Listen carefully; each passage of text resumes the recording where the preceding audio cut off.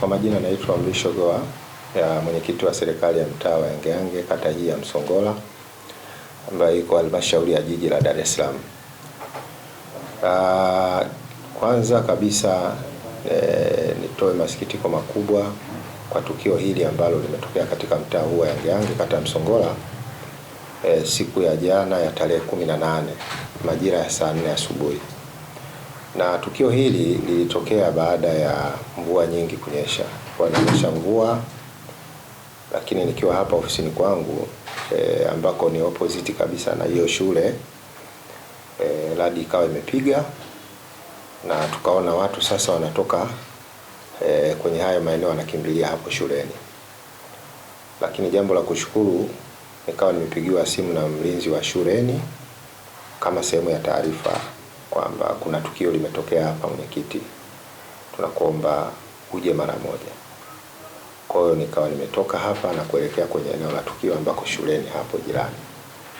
Sasa nilipofika pale nimekuta tayari watoto 5 wameanguka na wamepoteza fahamu.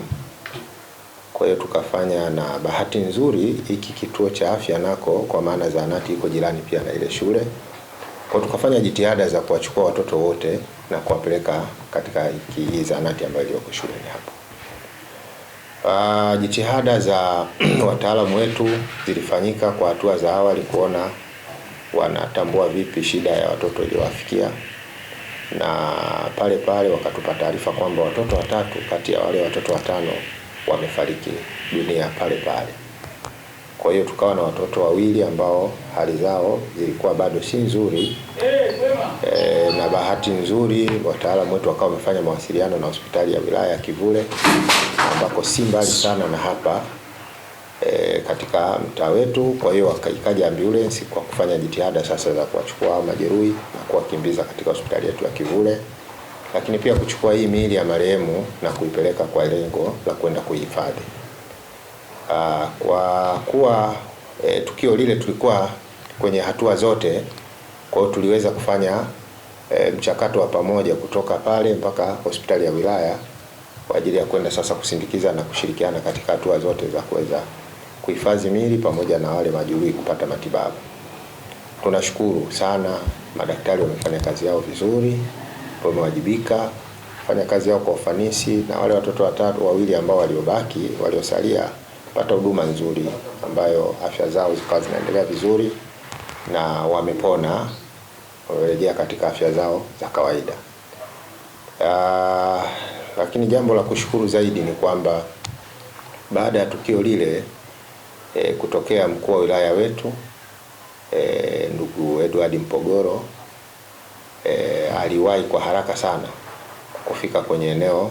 Hakuwahi kwenye tukio, lakini aliwahi kufika hospitali. Wakati tunafika tunaye akawa amefika pale kwa ajili ya kuangalia sasa usalama wa tukio lenyewe, hali za wale wanaoendelea kwa maana wale majeruhi, lakini pia na kutambua marehemu ambao walifariki kwenye ile tukio. Kwa hiyo tunamshukuru mkuu wa wilaya, alifika kwa wakati kabisa na aliweza kufanya mahojiano na watoto wenyewe, aliweza kufanya mahojiano na madaktari kutambua marehemu, lakini kuzungumza pale hospitali na familia za wale ambao wamepata majeruhi pamoja na familia ambazo watoto wao wamepotea kwa changamoto hiyo ya radi. Lakini kikubwa tu pia tunaendelea kupongeza serikali kwa maana mkuu wa wilaya alitoa faraja kubwa kwa wazazi, kwa maana alitoka hospitali na kuja sasa kwenye eneo la tukio lenyewe. Alikuja japokuwa wanafunzi kwa kipindi hicho na wazazi, ile taharuki iliweza kuwafanya waondoke majumbani, wazazi wakafuata watoto zao. Kwa hiyo hatukuweza kukuta wanafunzi wengi, lakini wazazi wengi tuliwakuta. Kwa hiyo mkuu wa wilaya alitumia fursa hiyo pia kutoa neno la faraja, lakini pia kutoa angalizo pia kutokana na hali ya hewa inayokwenda sasa na mamlaka za utabiri wa hali ya hewa kama zilivyoelekeza. Kwa hiyo naye amejaribu kusisitiza katika eneo hilo, lakini pia ametoa faraja kwa wananchi wote ambao waliopata majanga, kwa maana waliofiwa. Basi kama serikali kupitia wilaya ya Ilala, basi aliwahakikishia wananchi kwamba wale walioko hospitali basi matibabu watibiwe bure, lakini pia hata hawa waliofariki basi familia zao serikali itagharamia familia hizo kuanzia hatua ya mwanzo mpaka ya mwisho. na kwa hilo tushukuru, kwa kweli limefanyika kwa vitendo. Jana usiku mtoto mmoja aitwaye Ali Pongwe, yeye walimzika jana hiyo safirisha kupeleka wilayani. Lakini mtoto wa pili aitwaye Udhaifa Ali Shafi, mtoto huyu amesafirishwa leo kupelekwa kijijini alikotokea baba yake, kwa maana Kisarawe. Lakini na mwingine ambaye ni Alexander, yeye atazikwa kesho panapo majaliwa, kwa maana tarehe 20 hapa Msongola. Na watoto hawa wote ni wananchi wa mtaa huu wa Yangeyange, kata Msongola. Kwa hiyo kazi ambayo leo tuliokuwa tukiifanya ni maelekezo ya mkuu wa wilaya, tukiambatana na mheshimiwa diwani na afisa elimu wa halmashauri ya jiji. Tumekwenda kwenye familia zote 3 ambazo zilizopata na misiba hiyo. Tumeenda kuwasilisha kiasi cha pesa ambacho afisa elimu amewasilisha tukiwa pamoja. Kila familia imeweza kupewa milioni 2 kwa ajili ya kugharamia zile gharama za msiba. Kama tunavyofahamu, msiba hii wanakuja ghafla, na watoto hawa ni watoto wa maisha ya kawaida kabisa. Sasa unapotokea msiba unakuwa umepoteza vitu vingi, tutakutumia gharama, lakini pia umepoteza mtoto. Sasa si jambo la kiserikali kwa wananchi wote. Nadhani mkuu wa wilaya alieleza vizuri, hii ni kwa sababu ya aina ya tukio lenyewe lilivyotokea. Kwa hiyo amezielekeza zile gharama, kwa sababu hatujawahi kuwa na matukio ambayo yanafanana ya aina hii kwenye mtaa wetu, kata yetu, hatujawahi kushuhudia maradi. Kwa hiyo kwa umuhimu na aina ya tukio lenyewe, basi mkuu wa wilaya amechukua huo uzito kwa niaba ya serikali, na alisema kwa niaba ya mkuu wa mkoa na mheshimiwa rais, basi yeye amepeleka kila familia ile kupitia halmashauri kiasi cha shilingi milioni 2 kwa ajili ya kutoa pole na rambirambi kwenye msiba, kusapoti gharama zile ambazo pengine wazazi na taharuki yao na pengine hawakujiandaa na jambo hilo. Basi serikali imeweza kufiksi na kuweza kuweka vizuri eneo hilo. Kwa hiyo zoezi hilo tumelifanya kuanzia asubuhi, tumemaliza mchana wa leo wa tarehe 19 hii. Lakini baada ya kumaliza, nadhani sasa tutaenda kumalizia kesho tarehe 20 mwezi wa 3 kwa ajili ya kwenda kukamilisha huo msiba wa pili, naye atazikwa hapa tusafirishwe. Kwa hiyo saa 4 asubuhi tutakuwa pale msibani kwa ajili ya kuweza kukamilisha taratibu zingine kwa kushirikiana na wafiwa pamoja na majirani wengine kwa ajili ya kwenda kumsindikiza kijana wetu Alexander Paulo.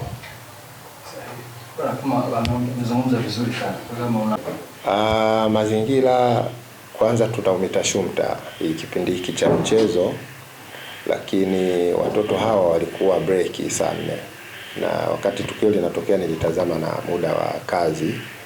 Sasa watoto wanapotoka nje wanakwenda, na pale walikopatwa na hilo tukio ni sehemu ambayo ya vibanda vya kupata huduma ndogo za wanafunzi. Kwa hiyo wakati mvua inanyesha ni muda wa break, watoto wote walikuwa nje wanapata breakfast.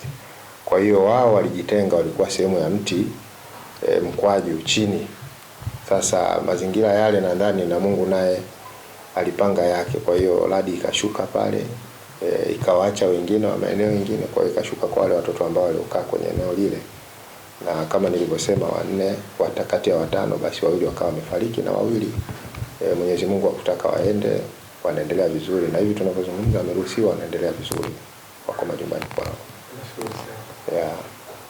Mtazamaji, tunaripoti kutoka katika mtaa wa Yangeyange katika kata ya Msongola jijini Dar es Salaam, na tumefika huku kwa ajili ya kufuatilia au kupata undani zaidi wa tukio la radi ambalo lilipiga wanafunzi 5 wa shule ya Msongola Mama. Na katika wanafunzi 5, wanafunzi 3 wamepoteza maisha na wanafunzi 2 walijeruhiwa na walikimbizwa hospitali. Mpaka tunavyozungumza sasa hali zao zinaendelea vizuri. Tumefika katika ofisi ya serikali ya mtaa huu na tumezungumza na mwenyekiti, ametuelezea tukio lilivyokuwa mpaka sasa ni nini ambacho kinaendelea na jitihada ambazo serikali imezifanya kuhakikisha kwamba wale ambao walijeruhiwa wanaendelea vizuri, lakini pia vile vile familia ambazo zimepoteza watoto wao, kipi ambacho serikali imekifanya kuhakikisha kwamba inawapa faraja kwenye kile ambacho kimetokea. Na hapa tupo katika eneo ambalo wanafunzi hao walisimama wakati mvua zilikuwa zikinyesha na ilikuwa ni wakati wa mapumziko. Kutokana na maelezo ambayo ametuelezea mwenyekiti wa serikali za mitaa, amesema kwamba ni katika kipindi cha umita shumta na wanafunzi hao walikuwa nje wakati wa breki. Sasa wakati mvua zikiendelea kunyesha ndipo walipokuja kusimama kwenye mti huu hapa unaoonekana ambao ni mkwaju, na ndipo tukio hilo liliweza kutokea. Baada ya tukio hilo wanafunzi wote walianguka chini na baadaye walifika watu kwa ajili ya kuwapa msaada.